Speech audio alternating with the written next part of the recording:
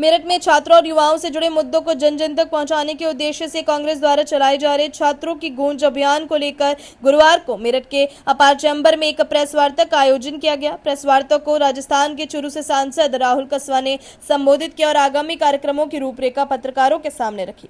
राहुल कस्वां ने बताया कि 30 जून से 9 अगस्त तक चलने वाले इस विशेष अभियान के माध्यम से छात्रों, युवाओं और शिक्षा जगत से जुड़े महत्वपूर्ण मुद्दों को व्यापक स्तर पर उठाया जाएगा।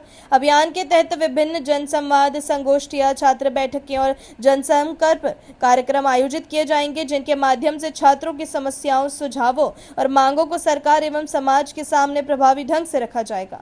उन्होंने कहा कि वर्तमान समय में प्रतियोगी परीक्षाओं, भर्ती प्रक्रियाओं, शिक्षा व्यवस्था और रोजगार से जुड़े कई ऐसे विषय हैं जिन पर गंभीर चर्चा और समाधान की आवश्यकता है। छात्रों की गूंज अभियान का उद्देश्य युवाओं की आवाज को मजबूत मंच प्रदान करना है ताकि उनके मुद्दे नीति निर्माण के स्तर तक पहुंच सके। प्रेस वार्ता में अभियान के मेरठ शहर संयोजक अविनाश काजला, हेमंत प्रधान, शहर अध्यक्ष रंजन शर्मा, जाहिद अंसारी, हरिकिशन वर्मा, धूम सिंह गुर्जर, नसीम कुरैशी, सलीम खान, रीना शर्मा, बबीता गुर्जर, चौधरी यशपाल सिंह, युवा कांग्रेस अध्यक्ष सुमित विकल तथा एएनएसयूआई अध्यक्ष सहरयाब मुखिया सहित बड़ी संख्या में कांग्रेस पदाधिकारी और कार्यकर्ता उपस्थित रहे।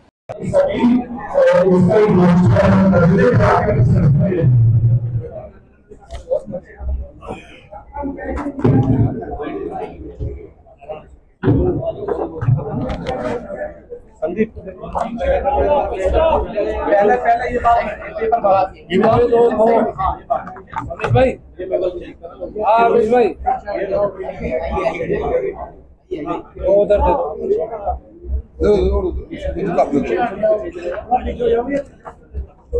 थोड़ा पीछे हो जाओ भैया, मेरा प्लीज प्लीज प्लीज प्लीज आप और मेरा सभी पत्रकार भाइयों से भी निवेदन है, इस बारकोड में पूरी गतिविधि है, आप लोग बीच से जुड़िए, इस अभियान का हिस्सा बनिए। पूरा स्कैन है, हमारा डिस्प्ले होता है, वेबसाइट है पूरे इसमें, तो सभी पत्रकार बंधुओं से भी गुजारिश है, आपको भी देंगे, तो इसको पहले अभियान करिए। ये लोन प्रोग्राम दूसरा हमारा है, लोन की का इसी के उसमें जो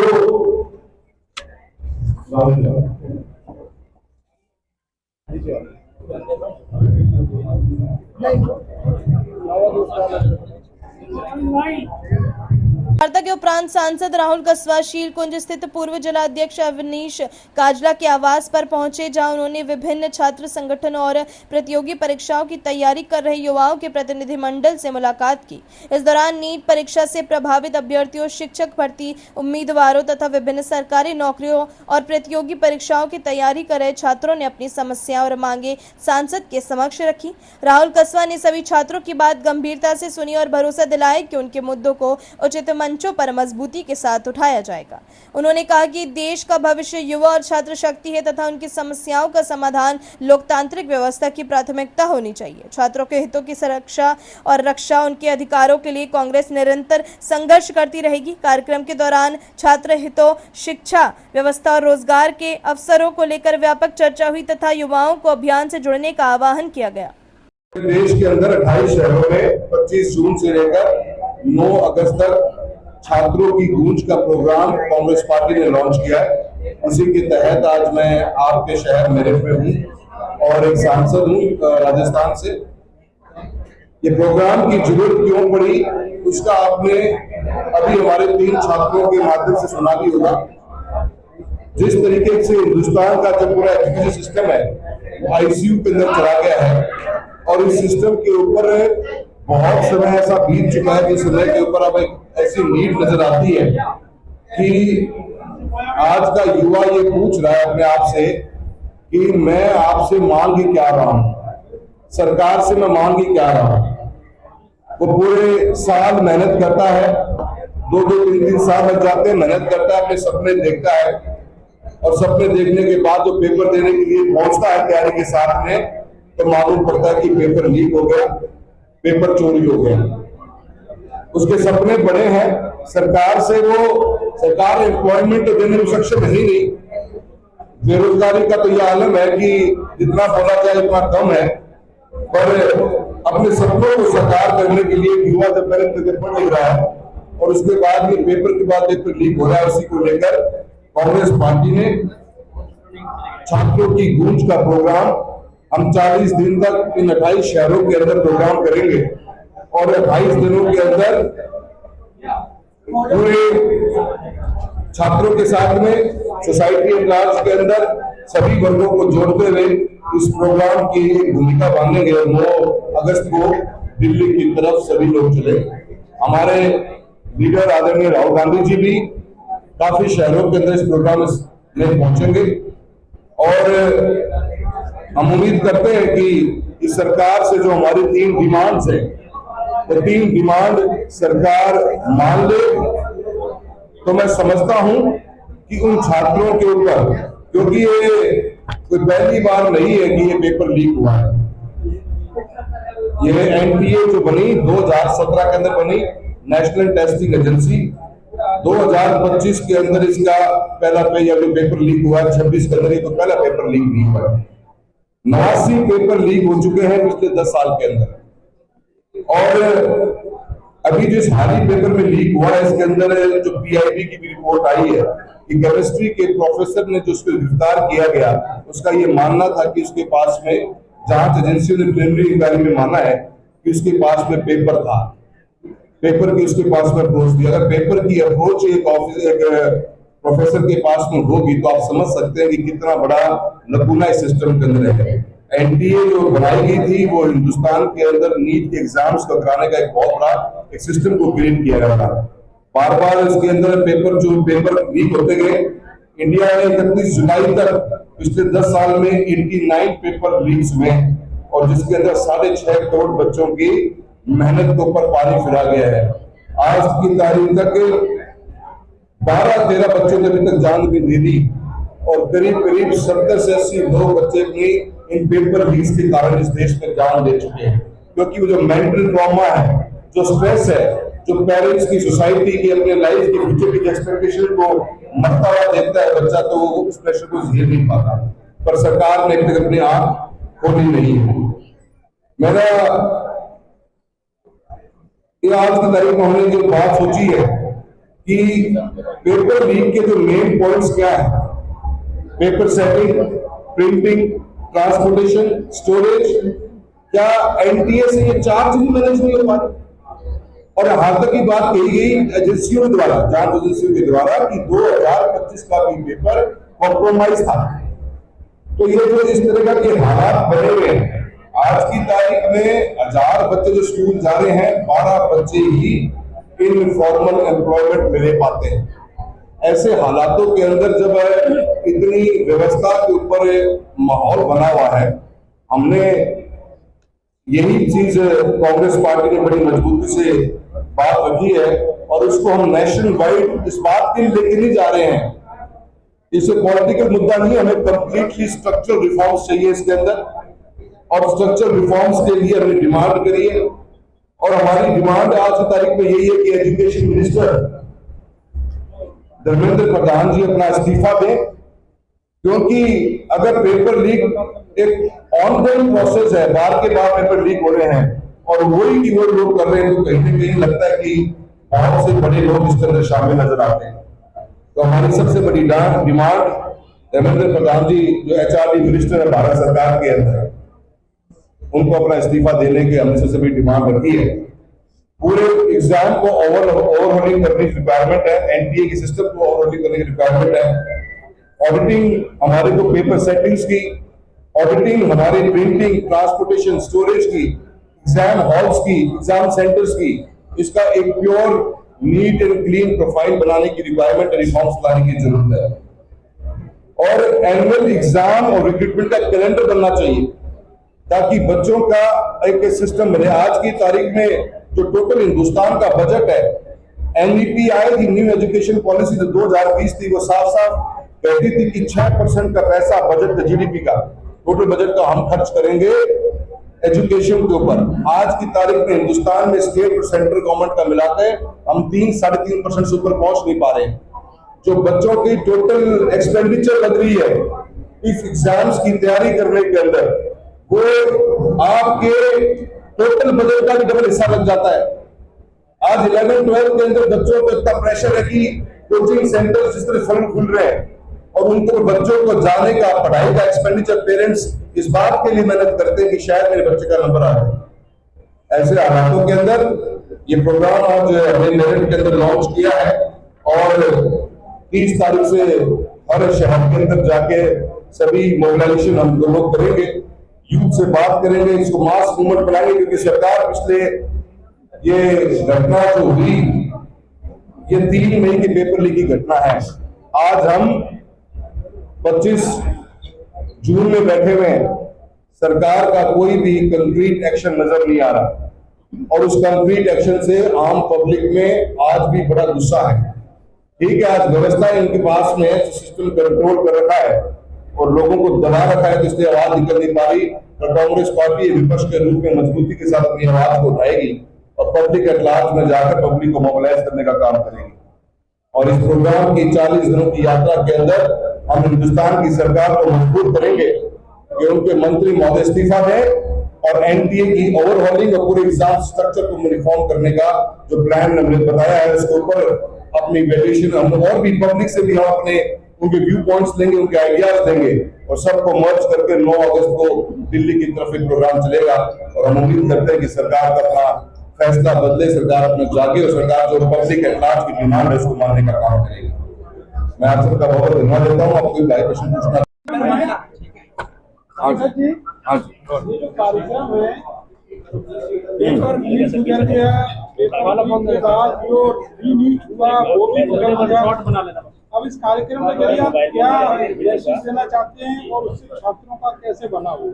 देखिए, पिछले 10 सालों के अंदर 89 पेपर लीक्स हुए लड़ने के और इसने करीब 6.5 करोड़ बच्चों की लाइफ को इम्पैक्ट किया है। 25 का भी पेपर लीक हुआ था, कॉम्प्रोमाइज हुआ, 26 में लीक हुआ। 26 के अंदर पेपर के दोबारा री एग्जाम के टाइम पे एक बच्चे को सेंटर दे दिया गया आबू धाबी। ये मुद्दा सिर्फ इस एक एग्जाम तक ही सीमित नहीं है। एनटीए 10 साल के अंदर सरकार एनडीए की सरकार है और 89 पेपर लीक हो जाए तो हम इस पेपर तक ही सीमित नहीं रहना चाहते। हम ये महसूस कर चुके हैं और देश महसूस कर चुका है कि एनडीए के अंदर रिफॉर्म्स लाने पड़ेंगे, सिस्टम डालना पड़ेगा, अकाउंटेबिलिटी क्रिएट करनी पड़ेगी। और पहली बात यह है कि इतना बड़ा एक स्ट्रक्चरली अगर आप कमजोर हो तो आपके मंत्री महोदय को इस्तीफा देना चाहिए। हम पब्लिक में इसलिए जा रहे हैं कि हम उनके भी व्यूज लें, उनके भी इनपुट्स लें और रिफॉर्म्स का एक पूरा प्रोग्राम बना के कांग्रेस पार्टी तैयार करेगी और आगे तक पहुंचाने का काम करेगी। सांसद जी, जंतर मंतर पर तमाम छात्र बैठे हैं, कांग्रेस जनता पार्टी सेम मुद्दा आपका भी, वो भी आप उनका बना रहे हैं या वो आपका बना रहे हैं? इकट्ठे क्यों नहीं होते जब बात एक है, मुद्दा एक? देखिए, आप एक जवान पत्रकार हो, मोटिव को समझिए पहले। हम सोसाइटी के अंदर कांग्रेस अपना वर्क करेगी। कांग्रेस जनता पार्टी आज की तारीख में यूथ की जेंसी की नई आवाज है, वो अपना वर्क करेगी। आप भी अपना वर्क करिए।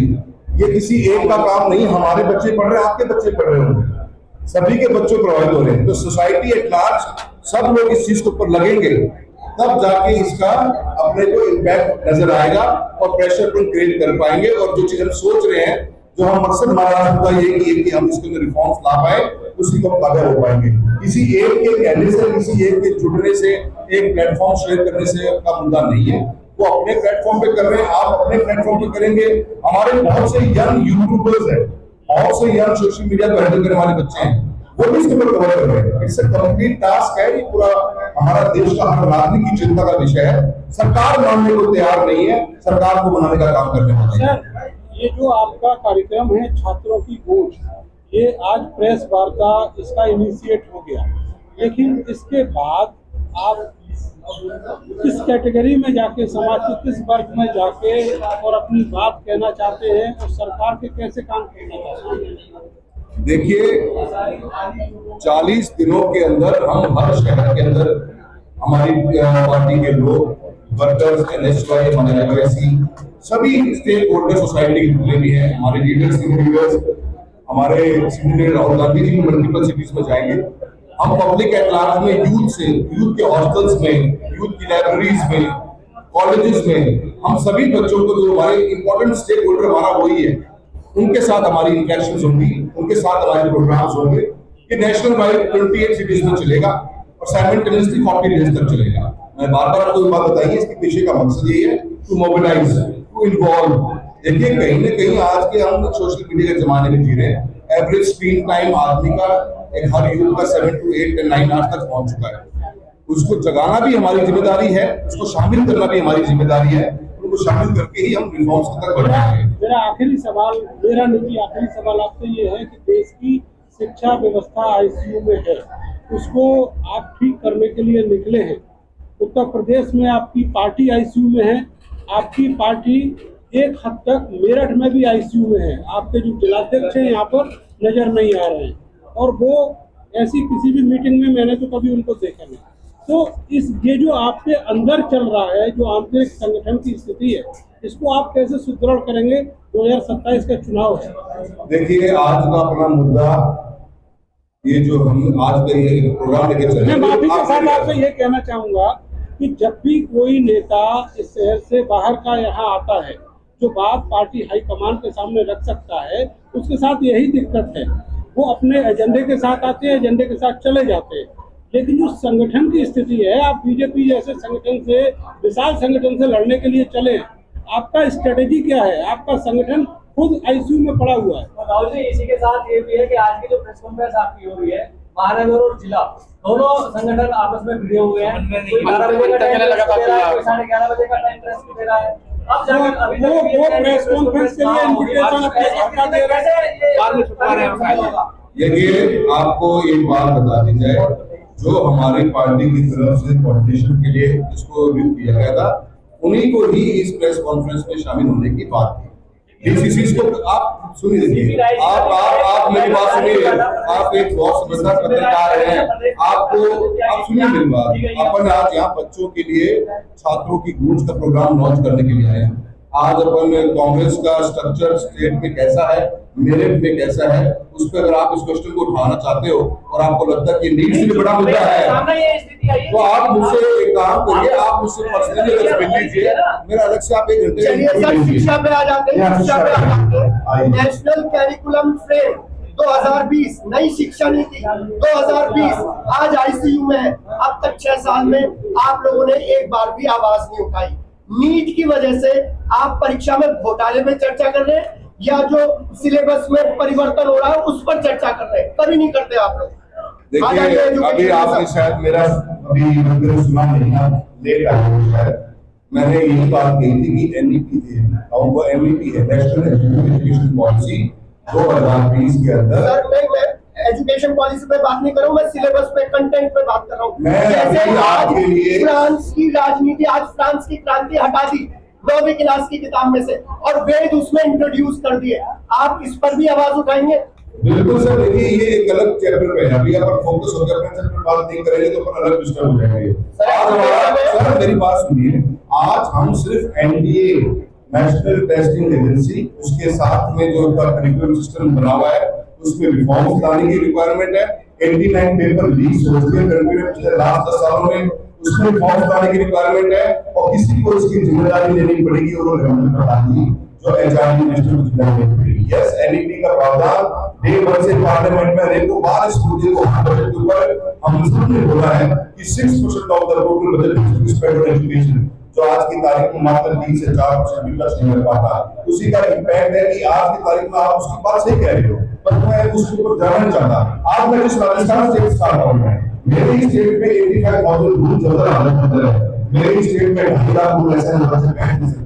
मेरी कॉन्स्टिट्यूएंसी में 1700 करोड़ की रिक्वायरमेंट है, पर गवर्नमेंट ने बजट दिया मात्र 500 करोड़ है सब साल के तहत राजस्थान गवर्नमेंट को। तो हमारे कोई अलग इंफ्रास्ट्रक्चर का बहुत बड़ा प्लान हुआ है। आज की तारीख में रेशियो पीएचडी स्कूल्स खोले के 14,000, उन्होंने ड्रॉप आउट रेशियो बढ़ी है, लेकिन बच्चे जो ड्रॉप आउट रेशियो की रेटिंग बढ़ी नहीं, उसका भी अलग सब्जेक्ट है। तो वो इतना डिटेल सब्जेक्ट पर बात करना उचित नहीं होगा। आप मुझे इस पर बात करना चाहते हो तो फ्री और बाद में बैठ के बात करेंगे, पर आज की तारीख में हम सिर्फ और सिर्फ छात्रों की गूंज का प्रोग्राम हिंदुस्तान के 28 शहरों में 40 दिन तक 9 अगस्त तक ये प्रोग्राम चलना है।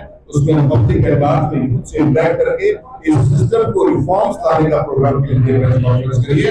और हम आपसे उम्मीद करते हैं कि आप सभी छात्रों के गूंज के पोस्टर पे लगे हुए बात को से आप स्कैनिंग करिए, आप भी हमारे इस मोटिव में हमारे साथ दीजिए, आप भी आगे बढ़िए, आपके भी बच्चे दीजिए बहन बेटी कोई न कोई जरूर एग्जाम पढ़ा होगा, किसी एग्जाम की तैयारी कर रहा होगा। देखिए 1000 बच्चे अप्लाई करते हैं तो मात्र 12 बच्चों को एम्प्लॉयमेंट मिलती है इस कंट्री के अंदर। हमारी एजुकेशन सिस्टम ऐसी है।